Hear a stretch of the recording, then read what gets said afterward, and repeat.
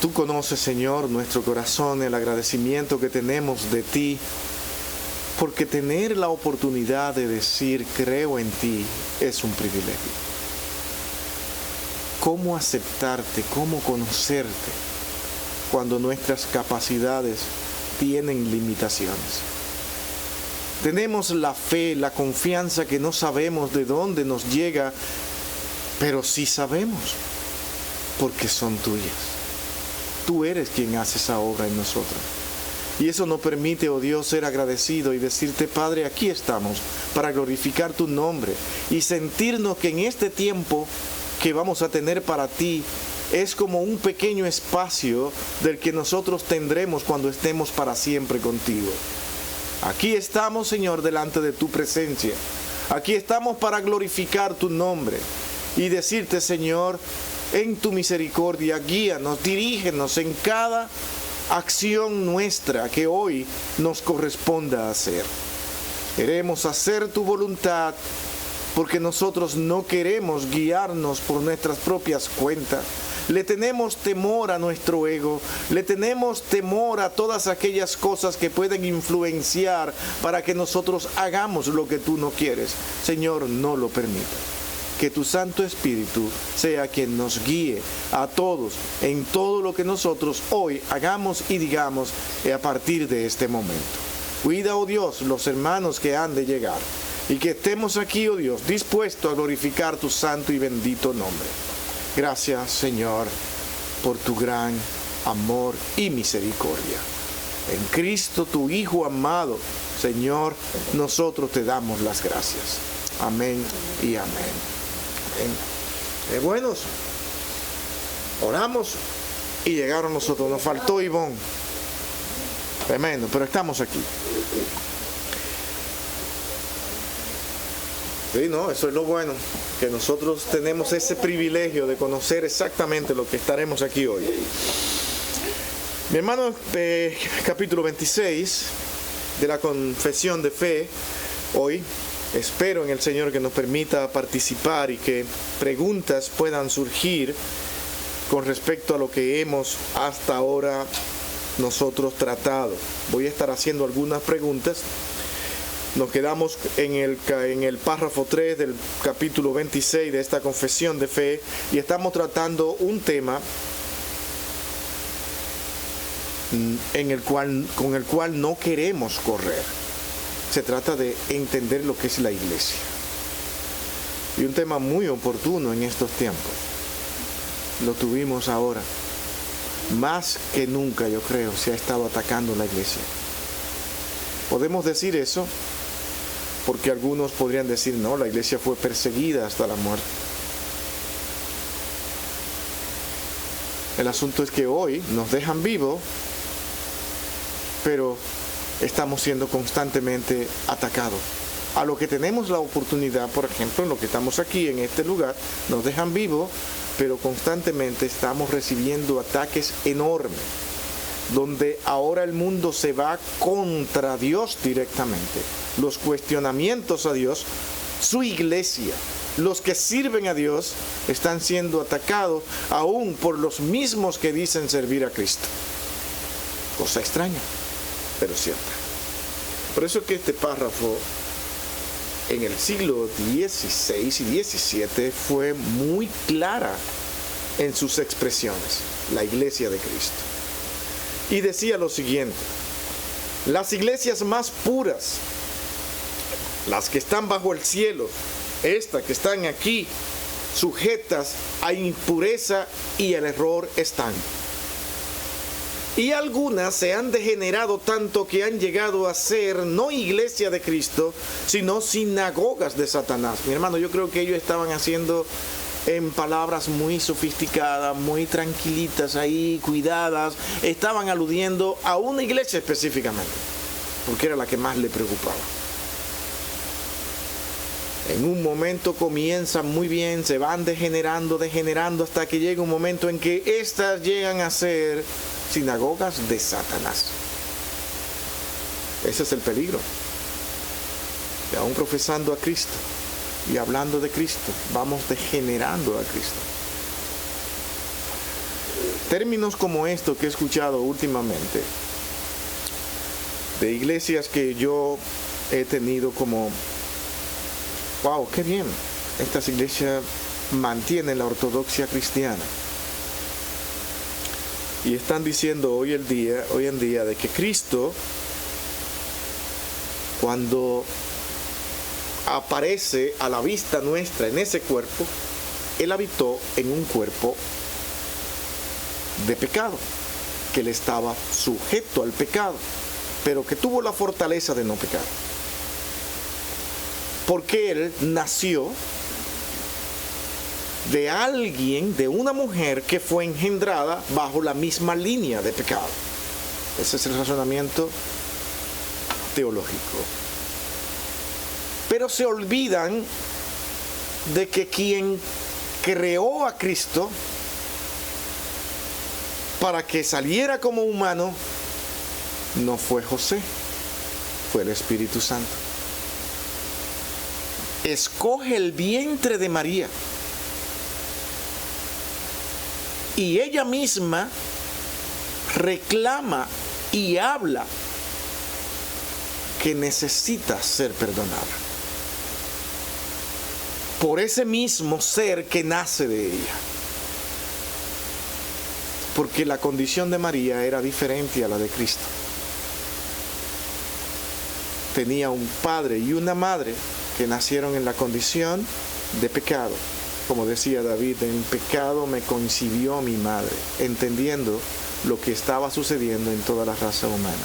Cuando Cristo llega, Él es engendrado necesariamente, directamente por el Espíritu Santo, para indicar de que Él tendría las apariencias de humano, pasaría por las necesidades de un ser humano, se comportaría como un ser humano, pero era Dios, con la naturaleza humana y la naturaleza divina, pero con la persona de Dios. Y esto se ha estado explicando a través de todos estos siglos y no se puede salir de ahí para ahora nosotros venir a decir que Cristo vivió en una condición de un cuerpo humano y que quien muere entonces a la cruz, porque ese es el propósito, quien muere en la cruz no es Dios, sino que quien muere en la cruz es ese cuerpo que estuvo sujeto al pecado. El problema es que les atormenta decir, ¿murió Dios? Es que nosotros decimos, Dios no muere. Y eso sigue siendo cierto. Pero la mejor manera de decir Dios no murió en la cruz, sino ese cuerpo sujeto al pecado, que luego tuvo que ser glorificado, sacado de ahí, y entonces ahora sí está toda la plenitud de la deidad. Hay una contradicción, porque mientras Cristo estuvo en la tierra, estuvo habitando toda la plenitud de la deidad, no parte de la deidad. O sea que cuando Cristo hablaba como hombre, solamente una parte de la deidad hablaba, o hablaba Dios mismo, con palabras claras y abiertas. Entonces tendríamos que desconfiar de Cristo en sus palabras, porque no sabemos si estaba completamente en su deidad. Es que todo lo que Cristo dijo y habló fue en su deidad. Ahora, cuando Cristo va a la cruz, Él dijo, yo tomo mi vida, yo la pongo y la vuelvo a tomar. ¿Han leído ese texto?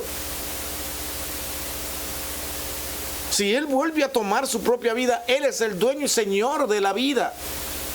De tal manera que ese mismo cuerpo que Él mismo engendró, utilizando el Espíritu Santo, Él mismo lo puede poner allí y dice, esa naturaleza humana que forma parte de lo que yo soy, muere. Por eso es lo que ocurre en esa cruz cuando dice, Padre, ¿por qué me has abandonado? Aparece esa parte necesaria para entender de que cuando entra el pecado ahí en ese momento, en ese cuerpo, Dios no está ahí y esa parte muere pero junto con todos nuestros pecados.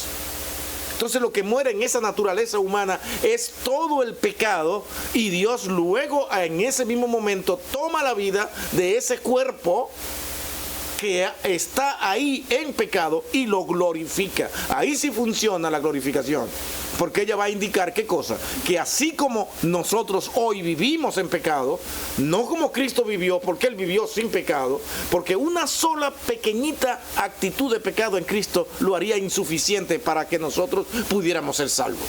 Entonces tenía que ir totalmente limpio. Por eso es que en verdad la muerte, cuando fue a buscarlo, no lo encontró. Y por eso dice, absorbida es la muerte en victoria. La muerte no pudo decir, tú estás ahora bajo mis conceptos, porque fue derrotada con Cristo. Entonces, todo el que cree en Cristo vence la muerte, porque juntamente con Él, y como Él fue glorificado, también seremos glorificados, porque la obra que Cristo hizo fue limpiarnos de todos nuestros pecados, para que usted y yo lleguemos al cielo. ¿Sabe cómo? Como que nunca hubiésemos pecado. Esa es la obra de Dios, pero solamente Cristo pudo hacerla, porque cargó en Él el pecado de todos nosotros. ¿Ven cómo Pablo lo explica? ¿Se entiende eso? Entonces ahí muere esa persona en la que Cristo habitó en plenitud, muere, pero es tomada nuevamente en vida. Y cuando Él se presenta ante sus discípulos que permanecían incrédulos, a uno de ellos le dijo, ¿quieres ver que soy yo? ¿Qué le dijo? Toca. ¿Qué tocó? Tocó las heridas, tocó un cuerpo. Tomás no pudo ni tuvo otra alternativa que decir, Señor, creo. El Señor le dice, eres un bienaventurado porque crees, porque me has visto. Pero habrá muchos que no han visto nada y creen. Porque la obra de creer, y permanezca en esto, porque esto también será el sermón de hoy. Mi hermano, la obra de tener fe, la que usted tiene, es Dios quien se la da. Usted no puede tener la capacidad de tener fe. ¿Por qué? Porque lo que usted entiende de Dios es muy limitado. Es muy limitado. Entonces, mi hermano, cuando decimos Dios fue a la tumba, pero resucitó, estamos entendiendo de que todo lo que Dios ha decidido que esa segunda persona de la Trinidad sea, permanezca viva, porque Él es la vida. ¿Saben qué dicen con respecto a eso? De que ahí está hablando no de la vida física, sino de la vida eterna que Dios nos da. Pero es que la vida es la vida. Cuando Cristo dice que Él es la vida, está incluyendo absolutamente todo lo que implique vida, no una parte de la vida. Dice, yo solamente soy vida cuando se habla de vida eterna, porque a eso yo vine a darla. Pero es Dios quien sopló aliento de vida en Eva, en Adán, para que tuvieran vida. Que nosotros hoy nos toca eso, tener ese aliento de vida, es Dios quien nos da la vida. Ahora, cuando decimos esa misma vida será eterna con Dios, ¿sí entiende? No por un tiempo, jamás serán separados de Dios. Se hizo por la obra de Cristo, pero la vida sigue siendo vida. Nada más que me promete ahora vida eterna, porque yo llevaré el pecado de todos ustedes. Tendré que ir a la cruz y morir. Este cuerpo que ustedes ven, que hoy llamamos Dios, Cristo es Dios, sigue siendo Dios, seguirá siendo Dios, porque Dios no cambia. Quería hacer esa introducción por necesidad, para que entendamos que las iglesias se están corrompiendo y cada día entran doctrinas sutiles que parecen maravillosas, porque no pueden explicar el problema de Dios yendo a la cruz y morir. tú no sabes ni sabremos hasta que estemos en el cielo qué fue exactamente lo que ocurrió cuando Cristo dijo: Padre, Padre, ¿por qué me has abandonado? Pero es que Dios no podía estar ahí en ese momento. Fíjense que inmediatamente muere. Pero en ese mismo momento solamente fue llevado ese cuerpo allí a la tumba y ya no está. Porque ese cuerpo es de Él. Él lo creó, no lo hizo el hombre. Nada de participación del hombre. Fue el mismo Espíritu. Ese cuerpo siempre fue un cuerpo engendrado directamente por Dios, sin pecado. ¿Qué pasó con Adán? El mismo cuerpo, engendrado por Dios. Pero ¿qué pasó? Pecó. Le falló a Dios.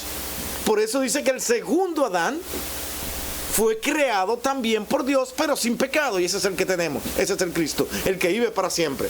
Mis hermanos, Dios creó esa parte visible que nosotros veremos y conoceremos en el cielo.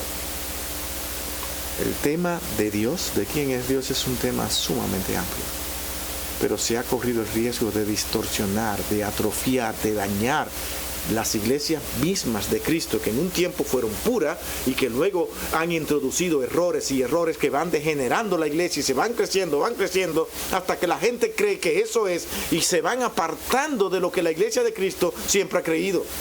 Y es por eso que aquí estamos haciendo énfasis de que es necesario que constantemente nosotros busquemos la verdadera ortodoxia, es decir, cómo es que Dios ha estado protegiendo su verdad a través de los tiempos. Es necesario que le demos autoridad en su momento a la iglesia, pero no reconociendo a la iglesia como infalible, porque las iglesias cometen constantemente errores. Pero es a través de la iglesia, a través de lo que Dios ha estado haciendo con sus hijos, que nosotros sabemos dónde Dios ha estado cuidando su verdad.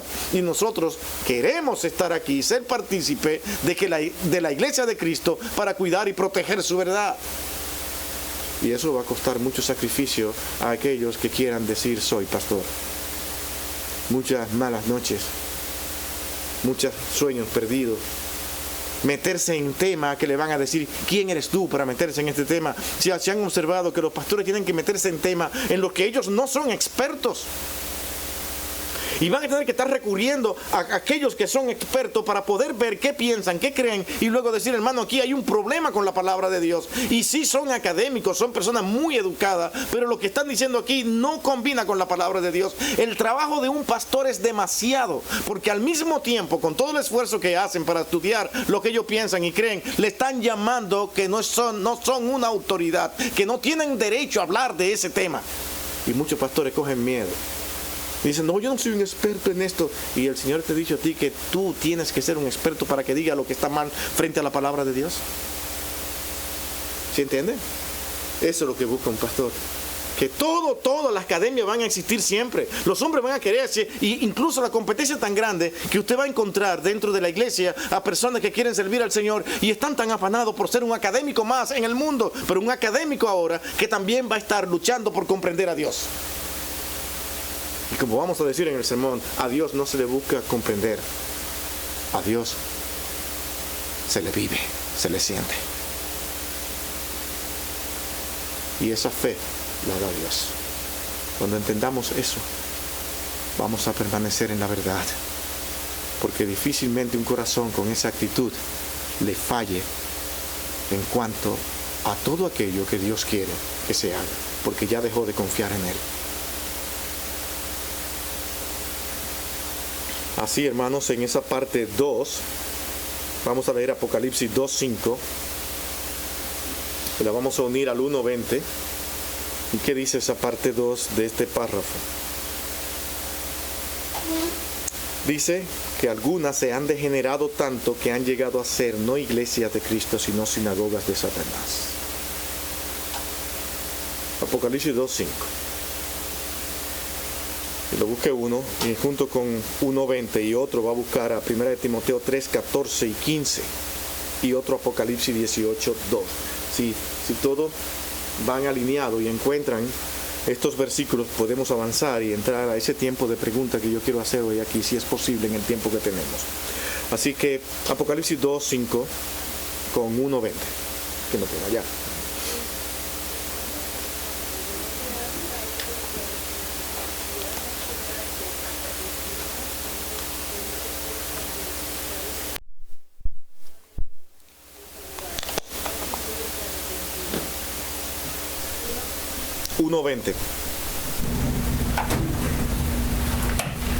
Noten que está hablando de quitar candeleros, noten eso. ¿Por causa de qué? De apartarse de Dios. O sea, eso no es de ahora. Es el peligro que siempre ha existido. 1.20 de Apocalipsis. El misterio de las 7 estrellas que has visto en mi diestra y los 7 candeleros de oro. Las 7 estrellas son los ángeles de las 7 iglesias. Y los 7 candeleros que has visto son las 7 iglesias. Esas 7 iglesias en Apocalipsis están representando prácticamente a la iglesia de Cristo trabajando en diferentes lugares. Lo que indica que esa es la iglesia de Cristo y hay iglesias que son locales. No hay una sola iglesia con la autoridad para decir, yo soy la iglesia que da las órdenes. Y el que no me obedece a mí porque yo soy la iglesia que viene con el Papa Pedro, nadie puede negar que hay que hacer lo que yo quiera. Y todas las demás son herejes. No se puede, porque la iglesia de Cristo es universal. Es exactamente el título que ellos toman para aplicarse a eso. No, eso es incoherente, es ambiguo el título, porque lo que Dios está diciendo es que su iglesia está en todas partes. Ahora, estas 7 iglesias aquí en Apocalipsis están representadas en su iglesia, trabajando en diferentes lugares, a esparcirse, pero esas iglesias locales están sujetas a errores desde el primer momento. Y ustedes observan en el libro de Apocalipsis los llamados a cada una de ellas para decirle lo bueno y lo malo que han tenido. Ese es el análisis que cada congregación debe hacerse constantemente, en qué hemos estado fallando. Y los miembros de la iglesia local son responsables también de observar a través de la palabra de Dios y decir, bueno, mi hermano me explica esto, necesito entender esto, porque creo que aquí estamos fallando en la palabra de Dios. Es la responsabilidad de los miembros con dones, con capacidades, ahí estar sentado y decirle incluso a ese hombre, a ese pastor que está ahí, que eso no está de acuerdo a la palabra de Dios, es su responsabilidad. Pero surge el problema de que las doctrinas incorrectas han aparecido en la iglesia por un problema más que voy a decir aquí ahora. Le hemos dado una autoridad a esos hombres que están ahí, que sí deben tenerla en parte, pero es en el respeto, en el amor hacia ellos, el tenerlo en alta estima, pero ellos son solo dones en el cuerpo de la iglesia. No son allí para decir, esta es la autoridad que manda aquí, fue lo que yo diga, hay que hacer. Cuando tú haces eso, da la oportunidad para que esos hombres digan lo que quieran detrás de un púlpito, y muchos hermanos van a tener que apoyarle porque eso es la autoridad y eso viene directamente del Espíritu de Dios. No, mi hermano, el Espíritu de Dios nunca nos dijo que Él actuaría a través de una persona humana, sino que Él nos iba a guiar a toda verdad. Él. Pero no tampoco para hacernos independientes a mí, sino Él a través de toda su iglesia. Y estas iglesias son llamadas por Dios mismo, su Espíritu Santo, declarándole en qué están fallando. Estamos llamados a eso. Por eso es que constantemente ustedes ven que aquí decimos, mi hermano, estamos preocupados por la iglesia de Cristo. La iglesia de Cristo se está apartando de Cristo para irse detrás de fábulas, para irse en estas necesidades que tenemos hoy de reavivamiento, donde las personas no quieren sentarse a escuchar un sermón porque ya sus capacidades se están bloqueadas, están más impuestas a ir a las redes sociales y ver videos y ver TikTok y ver cosas cortas y ver las cosas rápidas sin tener que pensar mucho. Entonces ahora dice, como la humanidad está así, no está yendo a la iglesia, no quieren ir a sentarse ahí, ahora tenemos que hacerle algo para que ellos se sientan cómodos y se diviertan y al mismo tiempo glorifiquen al Señor. Vamos a hacerle todas estas canciones que tenemos preparadas aquí, a traer artistas preparados que se preparen, que canten, para que cuando ellos se paren ahí puedan impactar a las personas y luego ellos digan 2 o 3 palabras que usted diga, uy, uy, qué servicio, esta es la iglesia magnífica. Pero tú no eres exhortado para que entienda cuál es tu condición de pecado y hacia dónde se dirige la iglesia de Cristo. No soportemos a los nicolaitas. No seamos tibios. No perdamos el primer amor. Como en cada una de esta iglesia comenzó a perderse, sino que permanezcamos en la verdad sin importar lo que el hombre crea que funciona. Dejemos de ser pragmáticos para nosotros comenzar a adorar y servir a Dios. Eso es lo que Dios quiere. Sigue diciendo 1 Timoteo 3, 14 y 15. ¿Quién lo tiene?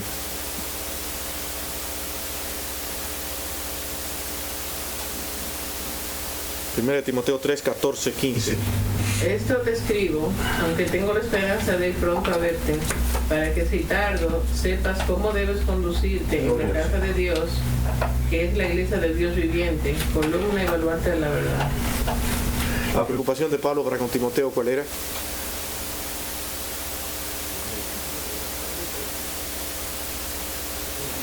Preocupación por la iglesia de Cristo. Eso. Preocúpate.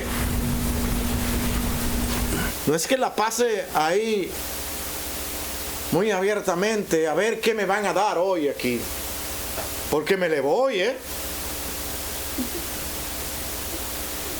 Así es que vamos a ver si me va a gustar lo que ustedes van a decir. Hay problemas, ahora sí estoy preocupado. ¿Y qué hace un hijo de Dios? Señor, ayúdame a trabajar en esta congregación que tiene tantos problemas. Mira cómo ayudarlo, dame la capacidad. Señor, te necesito. Ese es el hombre de Dios. El que no es hombre de Dios como en nuestro tiempo, dice, aquí sí que hay problemas. No. Y son apagados y desabridos. No. Y usted observando, ¿dónde está el pueblo de Dios? Está contaminado por todo lo que este mundo le está diciendo que haga. Y nosotros tenemos que ir al ritmo de ello para poder permanecer. Sí, porque quien hace que la iglesia permanezca es el hombre, parece. Timoteo, preocúpate por mantenerte fiel. Ya, eso es todo. Esa es la preocupación. Apocalipsis 18:2. Y clamó con voz potente diciendo, ha caído la gran Babilonia, y se ha hecho habitación de demonios y guarida de todo espíritu inmundo, y alberga de toda ave inmunda y aborrecible. Cuídense. Anda rondando esto. Hermano, no hay cosa más difícil que una persona que haya tenido grandes actividades dentro de la iglesia, reconocido, que luego uno se dé cuenta que nunca eran de nosotros. ¿Sabe qué es lo que hace? Que comienza a blasfemar del lugar que un día le dio de comer. Y me refiero a la palabra de Dios. Y comienza a hablar mal de ese lugar, de ese sitio. Eso es caer de la gracia de Dios.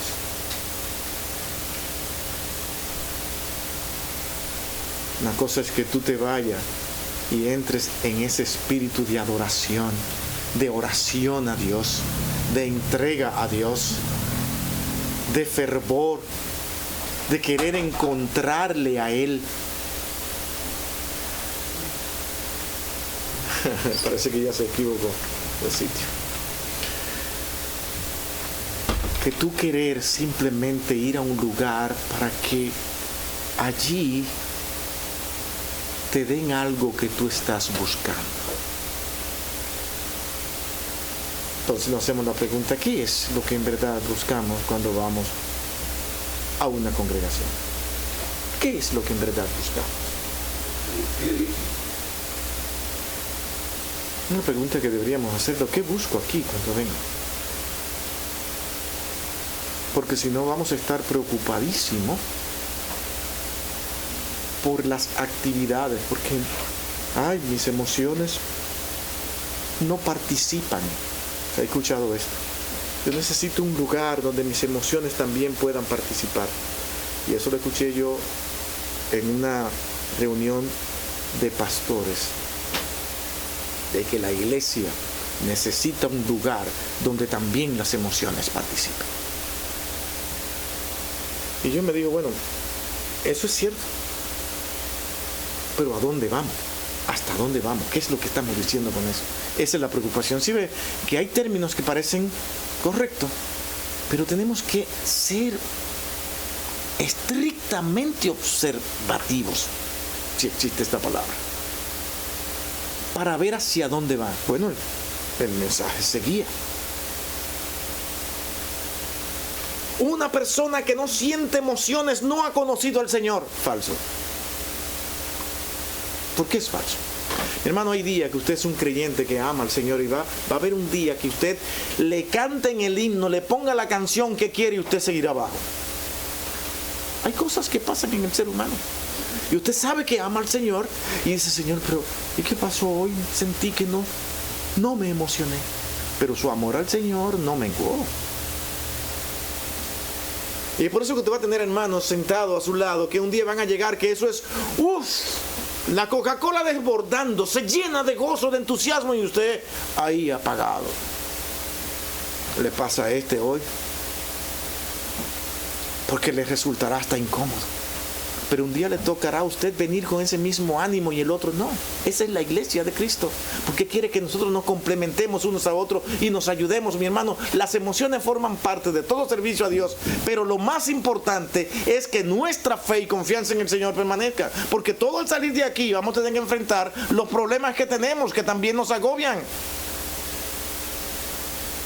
Entonces, si los problemas que nos agobian van a ser también una causa para yo decir, Señor, yo no estoy emocionado contigo hoy.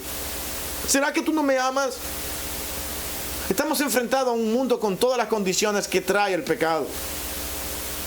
Nos enfermaremos, nos dará dolor de cabeza, sentiremos de todo y aún en medio de todo lo que está pasando, problemas que parece que nunca se van a solucionar, pero Dios está ahí, porque Dios lo conoce. Y ese es el creyente que queremos hoy. Ese es el creyente que Dios quiere. Hermano, hay hermanos que no trabajan en la obra de Dios porque tienen diversas cosas que hacer, porque tienen muchos problemas que resolver. Y espero que me comprendan, hermano, pero se me han presentado tantos problemas y piensan que dejando de ir a servir al Señor se le van a resolver los problemas. Le dan prioridad a muchas cosas antes que a Dios. Este párrafo sigue diciendo, sin embargo, Cristo siempre ha tenido y siempre tendrá un reino en este mundo. ¿Sí ven? Porque es Él. Y estos hermanos en esta confesión de fe aseguraban que esto es así. Pero es que esto hay que asegurarlo, no solamente porque yo lo crea, sino porque ya su palabra lo dice. Y dice más, hasta el fin del mismo, hasta que este mundo termine, compuesto de aquellos que creen en Él y profesan su nombre. O sea que aún en esos momentos, cuando tú crees que ya la iglesia está en sus finales, Dios dice, yo no he terminado, no se ha acabado.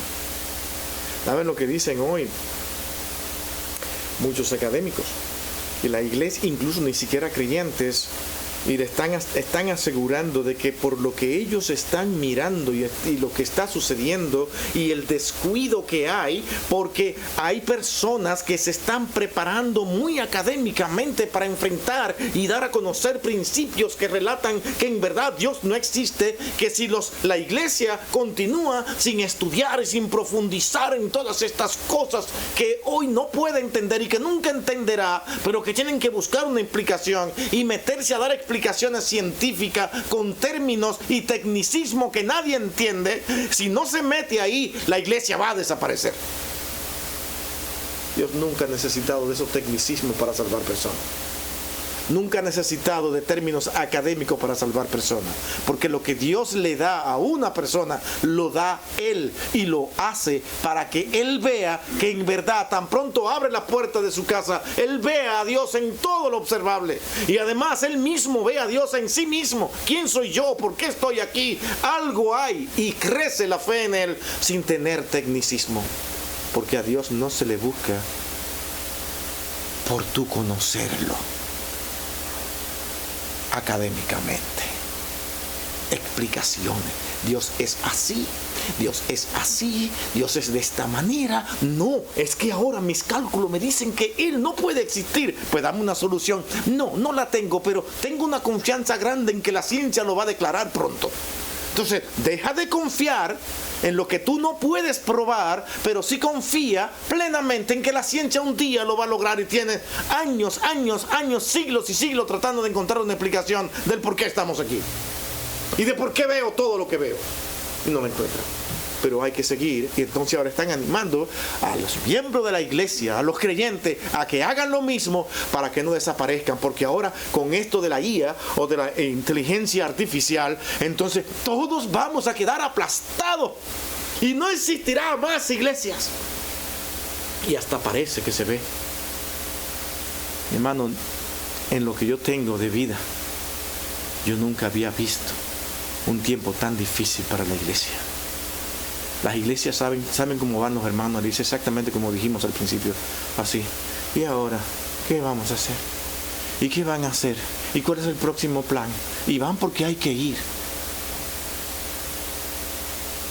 No, yo mejor me quedo aquí en mi casa y veo lo que son valientes que se ponen a dar mensajes a través de la internet. Yo lo veo desde mi casa porque tengo la facilidad, y ahí me edifico junto con mi familia. Se quitan los zapatos, se quitan todo, se ponen una frenilita y ahí van a servir al Señor. No hay que reunirse para que reunirse. Y comienzan a hacer otro tipo de teología para hablar de la necesidad de que tiene el creyente de buscar a Dios sin necesidad de congregarse. Destruyen el método de Dios, la forma de Dios, para ellos traer la que ellos consideran. Por eso es que usted ve tantas iglesias que si no hay alguna motivación donde ellos reciban algo, no van. ¿Qué están haciendo muchas iglesias? Te vamos a ayudar hoy con todos tus problemas de migración. Ven aquí. Se ajustan y reciben una cantidad de ayuda de los millonarios de la localidad y forman parte de eso, forman oficinas, y aquí están recibiendo y llamando personas para darle ayudas que ellos necesitan. La gente se creen creyentes y van allí, pero no, lo que están buscando es que le arreglen cosas, que le den comida, que le den aquello, que le den ropa, que le dan tantas cosas, y buscan personas expertas porque ahora pueden pagar para ayudar a esas personas. Y pasamos ¿por qué? Por un ambiente de que, wow, qué bondadosos somos, la iglesia está haciendo buenos favores al mundo, pero está dejando de predicar la palabra de Dios. Y se te llenan las iglesias porque tú le estás brindando, le estás prometiendo, ven, sirve al Cristo que yo te estoy diciendo y tú serás rico. Se llena, me hablaron de prosperidad, fantástico. El evangelio de la prosperidad ha tenido éxito precisamente en esta época por eso, porque le ofrece cosas al hombre de este mundo. Todo lo que ofrezca cosas de este mundo al hombre le gusta, pero lo que te ofrezcan cosas celestiales, espirituales, eso está tan lejos. No lo dicen, pero es lo que sienten. ¿Sí ve? Francisco. Yo creo que la importancia de la iglesia en cuanto al conocimiento de Dios es responsabilidad de nosotros, pero realmente depende de Dios. Definitivamente, porque está escrito en su palabra que es por el poder de Dios y no es por la sabiduría del ser humano. Por ejemplo, Pablo en la carta de los Éfesos, él rogaba por la iglesia de Éfeso para que ellos pudieran conocer a Dios en esa sabiduría. Por ejemplo, dice en el capítulo 3, versículo 14: por esta causa doblo mis rodillas ante el Padre de nuestro Señor Jesucristo, de quien toma toda familia en los cielos y en la tierra, para que os dé el conocimiento de las riquezas de su gloria, al ser fortalecidos con el poder en el hombre interior por el Espíritu, para que habite Cristo por la fe en vuestros corazones, a fin de que, arraigados y cimentados en amor, seáis plenamente capaces de comprender con todos los santos cuál sea la anchura y la longitud y la profundidad y la altura, de conocer el amor de Cristo, que excede de todo conocimiento, para que sean llenos de toda la plenitud de Dios. Pablo oraba a Dios para que ese conocimiento no solamente sea para él, sino para la iglesia o todas las iglesias donde él iba a predicar a Cristo. Es el deber. Ese era el deber de todo pastor, orar a Dios para que todos lleguemos a ese conocimiento por medio del Espíritu Santo. Y me gustaría leer lo que dice aquí en 1 Corintios capítulo 2, del versículo 6, algo que realmente el Espíritu hace en cada ser humano, y que ese conocimiento que cada pastor debería de enseñar no viene de un conocimiento natural del hombre, sino viene por revelación de Dios, pero Dios se lo da solamente a quien Él quiere. Él es el que hace todo. Voy a leer el 1 Corintios capítulo 2, versículo 6. Dice: sin embargo, hablamos sabiduría entre los que han alcanzado madurez, y sabiduría no de este siglo, ni de los príncipes de este siglo que perecen.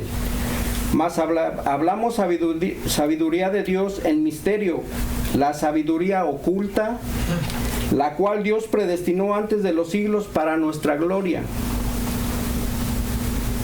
la que ninguno de los príncipes de este siglo conoció, porque si la hubieran conocido nunca habrían crucificado al Señor de gloria.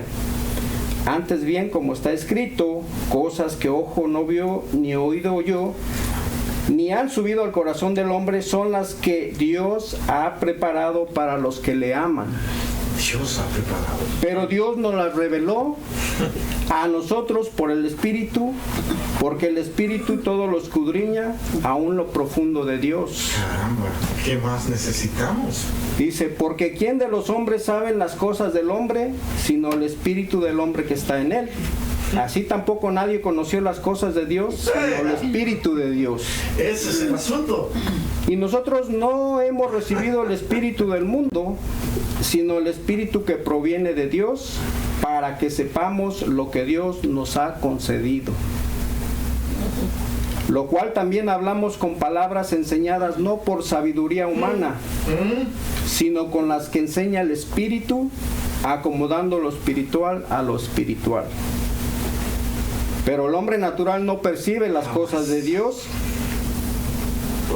porque para él son locura y no las puede entender. Porque se han de discernir espiritualmente.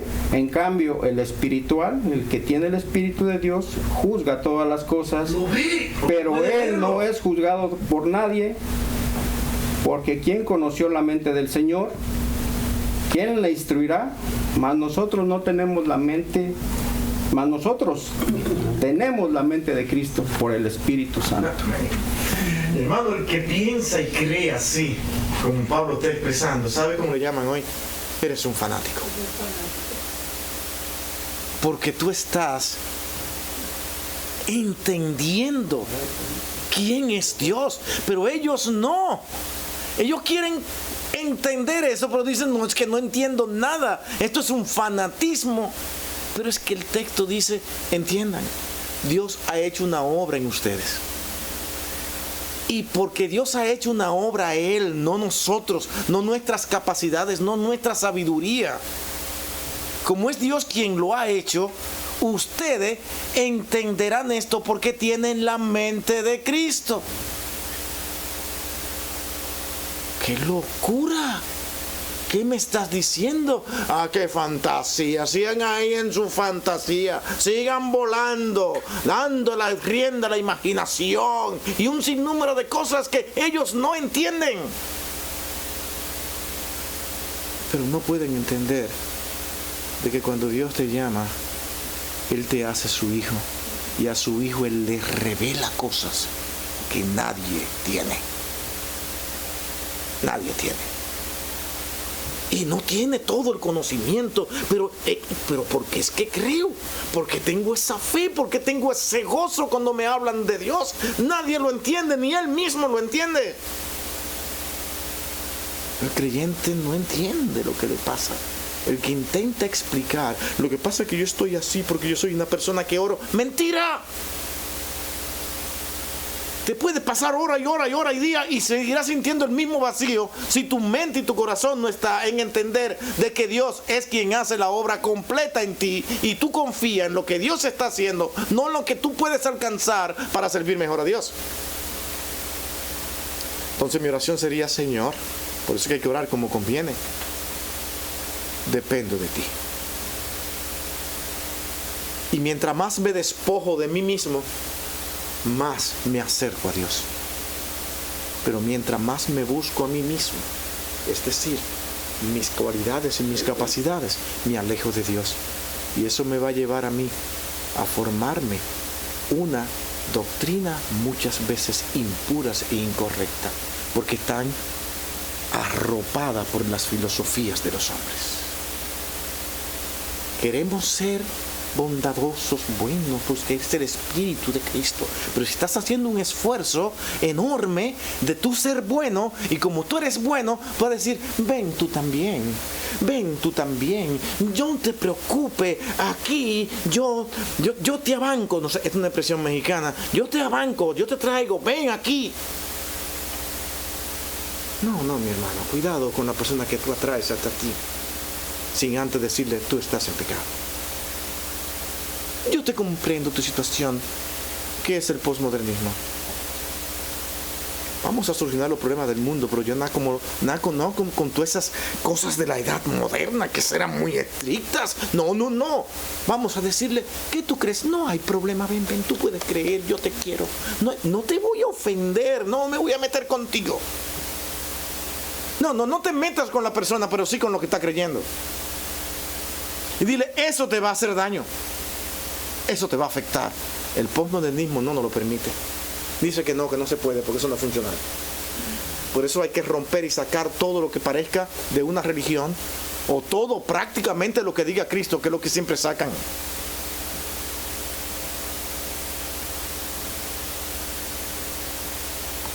Y esos son los problemas que estamos viviendo y la iglesia lo está aceptando. Es como decir: vengan los nicolaitas, ellos sí saben, porque así vamos a ser más pragmáticos, más funcionales, y esto será magnífico. Vamos a leer algunos versos de esta última parte de este versículo. Ya a Miguel tiene ya algunas preguntas. Que leyó Francisco, usted mencionó, quiero entender un poco. Okay. Usted mencionó que dijo: no, tú eres un fanático, esto y esto, pero okay. Mi pregunta es un pastor que está hablando con la persona que leyó eso, o es otro hermano? Porque estamos hablando de la iglesia, ¿verdad? Que... Dice: espérate, no te estoy entendiendo. Okay. ¿De quién está hablando eso? ¿Lo que Francisco dijo que leyó todo eso, entonces usted dijo: no, es que tú eres un fanático, tú estás metiéndote algo. Si alguien usa esas mismas expresiones de Pablo, se la apropia a su vida, y la promueve y la da a conocer a todas las personas para presentarle a Cristo, van a decir que tú estás hablando de esa manera, con esa seguridad, porque tú simplemente eres un fanático. ¿Qué es un fanático? Alguien que se va con todas las fuerzas detrás de algo, aún esté mal, aún no lo entienda. Yo solamente sigo. O sea, no razonas.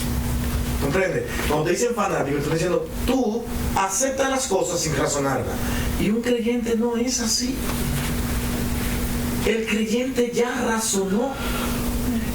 El asunto es que ahora lo ve más claro que tú. Y como tú no puedes razonar lo que yo te estoy diciendo, tú te ves ahí patinando. Pero ¿cómo es que yo no lo entiendo? Si yo tengo 3 títulos, he ido a la universidad, y tú me estás diciendo que eso está bien. No, tú eres un fanático. Tú vas detrás de algo que tú tampoco entiendes. Aseguran que yo no lo entiendo, pero que yo sigo. ¿Qué es un fanático? Tú sigues a un equipo Gane o pierda, sí o no, pero es tu equipo. Sea malo, el manager trae malos jugadores y tú dices, oye, pero qué horrible lo que han hecho con mi equipo, y empezamos a acusar al manager, cómo puso a pichar a este, o cómo lo puso en esta posición en el caso del fútbol, cómo lo va a poner en esta posición si ese no estaba capacitado, y nos molestamos, pero yo no abandono mi equipo. O sea, porque soy un fanático. No me importa lo que haga, porque yo sigo ese equipo. Entonces te dicen, eres un fanático, tú sigues a pesar de que las cosas estén mal y que tú no la entiendas. No, eso no es verdad que pasa en la vida cristiana. Pastor, mire, en mi familia pues somos 6 hermanos y yo estoy muy cerca con 2 de mis hermanas, una mayor que yo y una menor que yo, y platicamos mucho y pues las 3 somos creyentes en Dios, pero todas tenemos como una visión diferente, o no quiero decir una religión, pero un entendimiento, o lo que hemos aprendido a lo largo de la vida. Miramos las cosas diferentes, y en muchas veces cuando estamos conversando como que salimos mal, como digo, no, pero espérate, es que, y obviamente hay amor entre nosotras, claro, por eso no nos atacamos, pero puedo ver como si no compartimos el mismo entendimiento, el mismo conocimiento, vamos a chocar y va a haber un problema. Y es entonces cuando ¿quién tiene la verdad? Pues la Biblia tiene la verdad. Y es ahí donde entra la paciencia del creyente. Porque muchos creyentes, como entendemos lo que está pasando en mi vida, creemos que ellos están entendiendo, no, ellos están partiendo de su propio razonamiento. Ellos creen que eres tú que está mal, porque ¿cómo es posible que yo no entienda esto? Marianela está primero. No, hable usted. Después. Y yo no te había visto. Wow. Hable usted. Como sea. Sin perdernos de que ese mismo entendimiento, ese mismo razonamiento, ese mismo Dios que lo da. Sí. Entonces, aquel hermano puede tener 10 años, este puede tener 3 años. Y el Señor quiso abrirle el entendimiento al de 3 años y está entendiendo mejor que tú, y tú forzas yo tengo 20 años, ¿cómo tú me vas a enseñar si tú empiezas? Oye, el Señor quiso abrirle el entendimiento a este, a ti todavía te tienen un proceso. Exacto. Entonces, por alguna razón y con propósito. Entonces ahí donde entra el no entender, y como dice Adrián, el que terminan a veces mal, porque tiempo en la fe no es sinónimo a crecimiento en la fe. No. Y siempre tenemos que terminar diciendo, como Pablo dijo, ¿quién entenderá la mente de Dios? Exacto. Dios actúa como Él quiere y hace lo que Él quiere. Marianela. Basada en la palabra que usted dice de fanatismo, así mis hijos me dicen a mí, ahí va la fanática de Dios, sí. Ahí va la religiosa, ahí va la que cree en Dios, pero mira, Dios le cortó el dedo, porque así me dijeron el otro. Increíble, ¿no? Dios te permitió que te cortaran el dedo, y Dios te permite esto, y tú has pasado tanto, y ¿dónde está tu Dios que tú eres tan fanática, que vas a la iglesia todos los domingos? ¿Por qué tú vas a la iglesia si mira cómo tú estás y cómo tú has pasado? ¿En qué tú crees? ¿Dónde está tu Dios? Así me dicen. Porque yo soy una fanática de venir a la iglesia y de buscar de Dios. Todo el problema es lo que usted dice, el fanatismo. Porque yo estaba arrodillada la otra noche en mi cuarto orando. No pueden entender eso. Y mi hijo entró, sin querer entró a mi cuarto, porque no lo oí porque yo estaba orando. Ay, ya está la religiosa, perdón, ya está la religiosa arrodillada. Y es que ellos no entienden la fe y el amor que nosotros tenemos, y lo que sí creemos, que Él es el Señor de señores y el Rey de reyes, y que Él lo hace todo y lo puede todo. Ellos no son capaces de analizar y de aceptar de que Dios es el único que lo hace todo. Hay una explicación a eso. Observen que las personas que te llaman fanáticos siempre lo hacen en un tono como si estuvieran molesto, incómodo. Irónicamente también. ¿A qué se debe eso? Y con el propósito también de molestarte a ti, porque yo estoy molesto, tengo que molestarte. Es que se molestan porque ¿cómo es que yo no entiendo eso? Ese es el problema. Es un problema de ego. ¿cómo es que yo no puedo entender eso? No, es que yo no soy el que estoy mal. Tienen que ser ellos. Pero entonces te ven a ti que tú te paras, como hacen muchos, que se parecen al Señor Jesucristo, supuestamente, porque Cristo no era como muchas veces lo hacen, levantan, oh hijo, tienes que buscar al Señor. Ahí viene tú con tu pureza.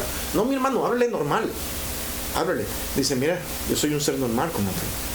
Pero lo que yo entiendo ahora es algo que no es mío, Dios me lo ha dado.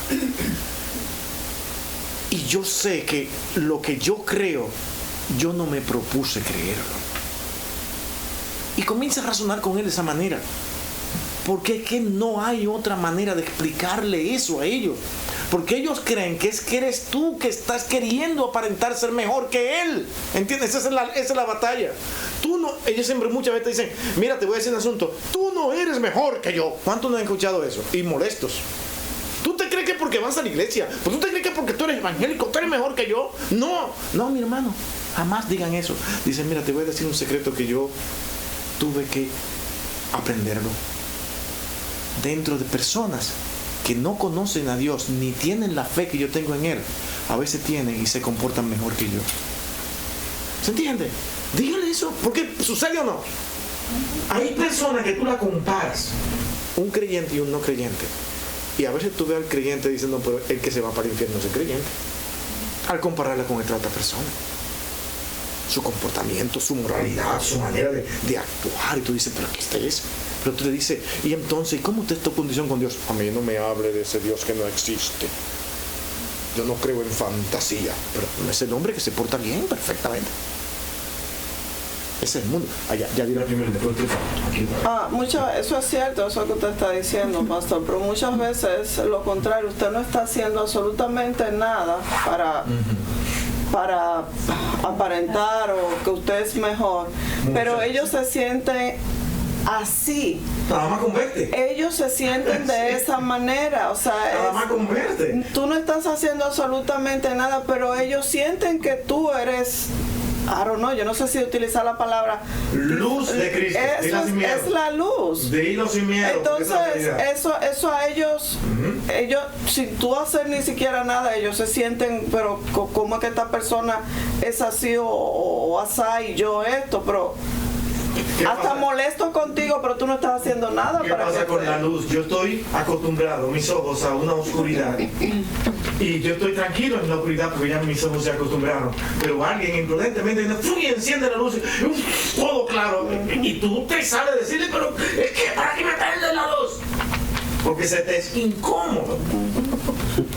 Entonces, cuando alguien entra y se acerca, solamente ya está molesto. ¿Por qué? Porque la luz revela mis faltas. Y ese es el problema. ¿Puedo leer algo? Sí. Y con eso terminamos. Hechos 5:34-39. Entonces Gamaliel, un fariseo que era doctor de la ley y a quien todo el pueblo respetaba, se levantó ante el concilio y ordenó que sacaran por un momento a los apóstoles. Luego dijo, varones israelitas, piensen bien en lo que van a hacer con estos hombres. Hace ya algún tiempo se levantó Teudas, quien se jactaba de ser alguien, y logró que se unieran a un grupo como de 400 hombres, pero lo mataron, y todos los que seguían fueron dispersando y exterminados. Después, cuando se hizo el censo, se levantó Judas el Galileo. Logró que muchos del pueblo se siguieran, pero también lo mataron y todos los que lo seguían fueron dispersados. Por eso les digo, ahora, olvídense de estos hombres, déjenlos, porque si esto es que hacen es de carácter humano, se desvanecerá. Pero si es de Dios, no lo podrán destruir. No vaya a ser que ustedes se encuentren luchando contra Dios. Es que es como mi hermano Francisco estaba diciendo, no es de nosotros. No es de nosotros, es de nuestro Señor. A veces perdemos tanto tiempo debatiendo quién tiene la verdad y quién no. Nos ponemos unos en contra de otros y juzgamos a otros. Pero lo que sí es la verdad es la palabra del Señor, y esa es la que va a triunfar al final. Porque como dice mi hermano, es el Espíritu del Señor que mora en nosotros y nos habla la verdad, nos redarguye de pecado y todo. O sea, nosotros en nuestra humanidad nos podemos equivocar en todo tipo de religión, en todo tipo de iglesia, pastor. pero la verdad va a triunfar. ¿Por qué? Porque es del Señor. Él es el que va a hacer que su remanente siga hasta el final. Es la verdad. Una discusión de decirle la palabra está escrita y llevarse de lo que la Biblia, lo que el Señor nos dejó. Permanece ahí siempre, permanece en esa realidad. No lo que te digan, que te vengan a decir, sino lo que diga el libro de la Biblia. Porque ahí los apóstoles estaban predicando la verdad, pero los israelitas decían que no, que ellos no tenían la verdad. Pero ¿qué dijo un hombre sabio? ¿Por qué? Porque el Señor le puso eso en su corazón. Si al final es de modo humano, el Señor lo va a desaparecer. Steve Hawking, uno de los ateos más grandes aquí, llegó a decir en un momento que él, por encima de todo, él no había encontrado en todos sus estudios un libro más coherente que la Biblia. No hay un libro religioso que tenga más coherencia que la Biblia, dice él. Y es un ateo.